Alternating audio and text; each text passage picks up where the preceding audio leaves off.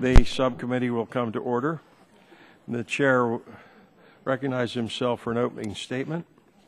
Today we are marking up 4 bipartisan public health bills. The first 2 are trauma-related, H.R. 3548, the Improving Trauma Care Act of 2013, introduced by Representative Bill Johnson, which expands the definition of trauma under the Public Health Service Act to include injury resulting from exposure to thermal, electrical, chemical, radioactive, and other agents.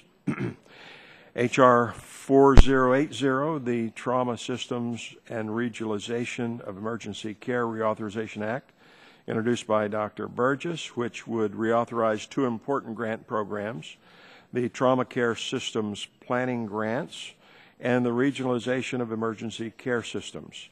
The first supports state and rural development of trauma systems, and the second funds pilot projects to design, implement, and evaluate innovative models of regionalized emergency care. We know that immediate access to trauma care within the golden hour after injury is critical. By improving access to the specialized care designed to treat trauma injuries, both of these trauma bills will save lives. Our third bill is H.R. 1528, the Veterinary Medicine Mobility Act of 2013, introduced by Representative Kurt Schrader, which allows veterinarians to legally carry and dispense controlled substances in the field. This bill has a direct impact on my district, home of the University of Pennsylvania School of Veterinary Medicine, New Bolton Center. Vets are often required to provide ambulatory services in the field, especially in rural areas and for the care of large animals like cows and horses. Sometimes it is not feasible for owners to bring the animals to a hospital or a clinic like New Bolton Center, and so vets provide such house call visits. Clarification of the law is necessary to allow vets to transport, administer, and dispense controlled substances outside of their registered location. And finally, we have H.R. 1281, the Newborn Screening Saves Lives Reauthorization Act of 2013, introduced by Representative Lucille Roybal-Allard, which reauthorizes federal programs that provide assistance to states to improve and expand their newborn screening programs, support parent and provider education, and ensure laboratory quality and surveillance. Early screening and diagnosis can be life-changing for these children and their families, and I look forward to reporting each of these bills to the full committee. I yield back, and I now recognize the gentleman from New Jersey, Mr. Plone, for 3 minutes for his opening statement. Thank you, Chairman Pitts. I want to commend you for holding this subcommittee markup today. Though we did not have the opportunity for most of the bills, or at least to examine them at a legislative hearing, I'm encouraged that we've been able to work on them in a bipartisan way. There are 4 bills before us today on several different public health issues, and I'm glad we're moving forward on them. I just wanted to say a few words about each if I could. Firstly, I support H.R. 1281, the Newborn Screening Saves Lives Reauthorization Act of 2013, which we did have the opportunity to discuss at a legislative hearing last November. Newborn screening allows thousands of infants every year the chance to recognize certain conditions early on so that they can be successfully managed, leading to better health later in life. Given the enormous benefit of early recognition and treatment, it's vital that we continue to support states' programs for screening, counseling, education, and other related services. I also support the 2 bills related to trauma care, H.R. 3548, the Improving Trauma Care Act of 2013, and H.R. 4080, the Trauma Systems and Regionalization of Emergency Care Reauthorization Act. H.R. 3548 updates the definition of trauma in statute to include injuries from burns and chemical or other exposure. My colleagues, Mr. Green and Mr. Burgess, have been leaders on trauma care issues, and I thank them for their work on H.R. 4080. The grant programs in H.R. 4080 are aimed at planning and implementing trauma care systems in the states and establishing pilot projects for innovative models of regionalized trauma care. Since traumatic injury is a leading cause of death for children and adults under the age of 45, it's important that states are equipped to deliver medical services as timely as possible. And finally, Mr. Chairman, I support H.R. 1528, the Veterinary Medicine Mobility Act of 2013. This bill would allow veterinarians to dispense controlled substances in the usual course of their practice, not only at their registered principal place of business, but also at other sites, such as farms. For large animals and rural veterinarians, this is a common sense change that will help them in their practice. I heard you, Mr. Chairman, talk about the new Bolton Center. As you know, I've been there a couple of times and was always very impressed with the facilities there at the University of Pennsylvania in your district. So finally, I urge my colleagues to support these bills, which I know are priorities for many of us on the committee, and I look forward to further working with my Republican colleagues on additional important public health initiatives. Thank you. Chair, thanks, gentlemen. Now I recognize the Vice Chairman of the Subcommittee, Dr. Burgess, for 1 minute. Thank you, Mr. Chairman, and I do support each of the bills we're marking up today. In regard to H.R. 4080, trauma is the leading cause of death under age 65. It's expensive, costing over $400 billion a year, third only to heart disease and cancer. Over several years, Mr. Green and I have worked together to ensure reauthorization of crucial trauma grant programs. As a result, today we will be voting on the Trauma Systems Regionalization of Emergency Care Reauthorization Act, H.R. 4080. With the expiration of the authorization this year, this reauthorization allows for funding for trauma systems development and the regionalization of emergency care. These programs are designed to improve patient outcomes, save lives, and cut costs. The legislation has the support of 10 major trauma, emergency, and healthcare organizations. I have their letters of support, and I will submit those for the record. It is essential that none of these critical trauma programs expire under our watch, and I urge support for H.R. 4080 and yield back. I do have Mr. Waxman. Chair, thanks, gentlemen. And Chair recognizes Mr. Plone. Mr. Chairman, I'd just like to enter the statement of Mr. Waxman into the record. Without objection, so ordered. The Chair reminds members that pursuant to committee rules, all members' opening statements will be made part of the record. All right, the Chair now calls up H.R. 3548 and asks the clerk to report. H.R. 3548, to amend Title 12 of the Public Health Service Act to expand the definition of trauma to include thermal... Without objection, the first reading of the bill is dispensed with, and the bill will be open for amendment at any point. So ordered. Mr. Chairman, I have an amendment to task. The Chair recognizes gentleman Dr. Burgess for purpose of offering an amendment. Mr. Chairman, this is an amendment in the nature of a substitute for H.R. 3548.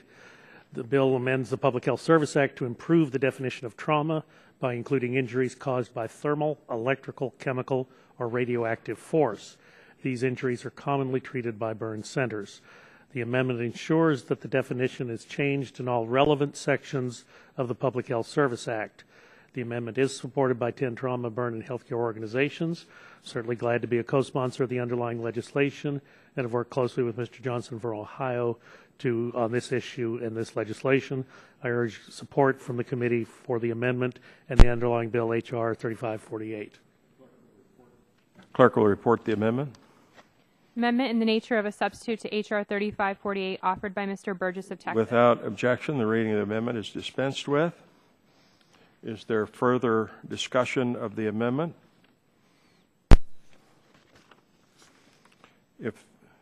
If not, all those in favor shall signify by saying aye.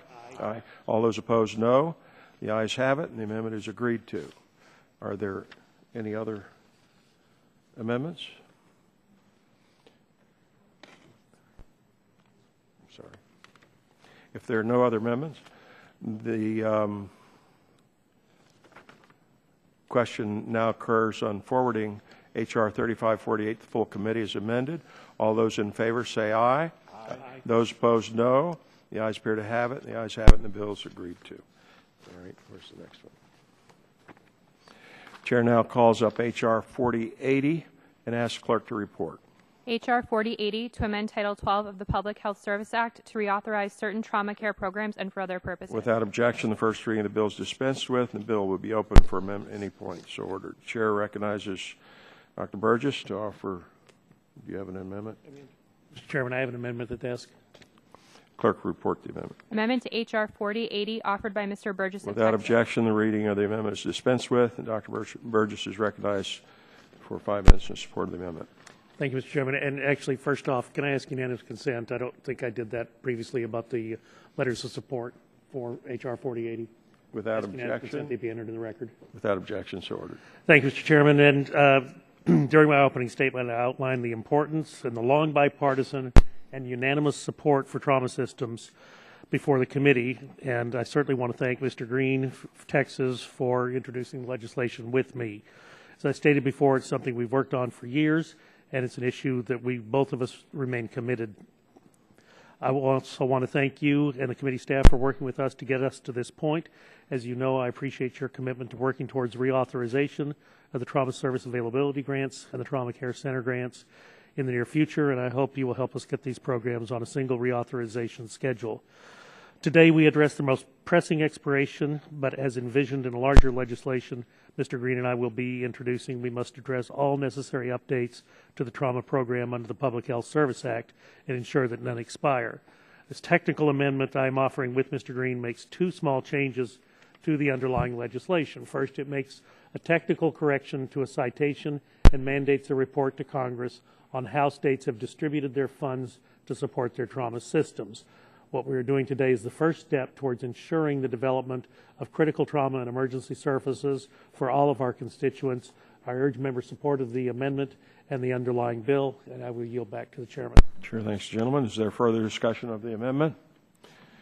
If there's no further discussion, the vote occurs on the amendment. All those in favor shall signify by saying aye. Aye. All those opposed, no. The ayes have it, and the amendment is agreed to. Question now occurs on forwarding the bill to the full committee as amended. All those in favor say aye. Aye. Those opposed, no. The ayes appear to have it. The ayes have it, and the bill is agreed to. This is your amendment.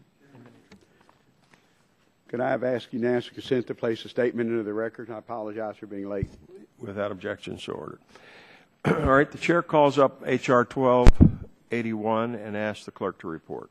H.R. 1281 to amend the Public Health Service Act to reauthorize programs under Part A of Title 11 of such act. Without objection, the first reading of the bill is dispensed with, and the bill will be open for amendment at any point. So ordered. The chair recognizes himself to offer an amendment in the nature of a substitute, and the clerk will report the amendment. Amendment in the nature of a substitute to H.R. 1281 offered by Mr. Pitts.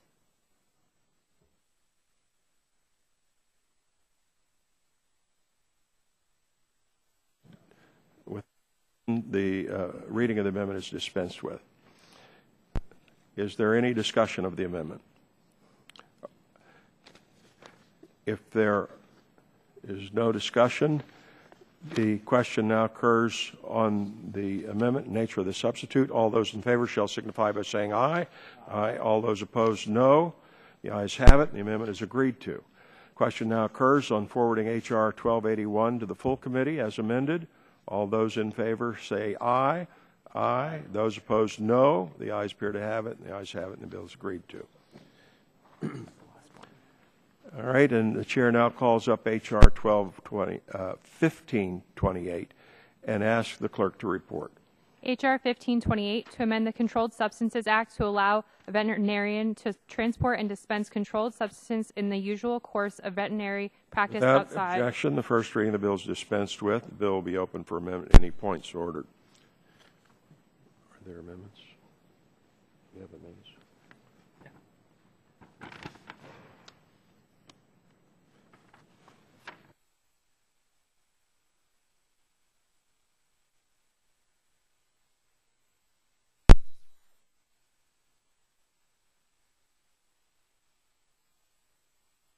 Chair now recognizes Dr. Burgess for an amendment.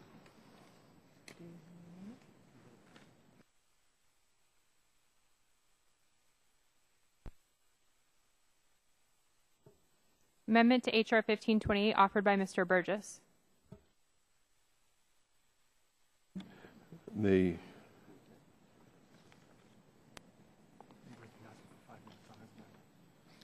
chair recognizes Dr. Burgess 5 minutes to speak on the amendment.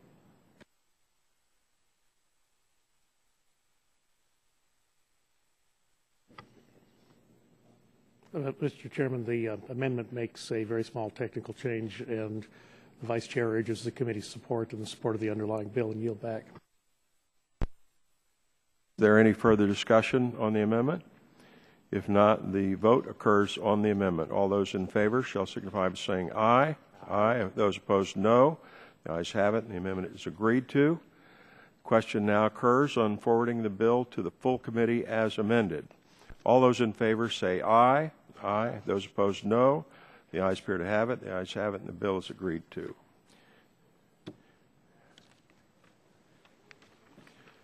Without objection, staff is authorized to make technical and conforming changes to the legislation considered by the subcommittee today. So ordered. That concludes the business of the markup. Without objection, the subcommittee stands adjourned.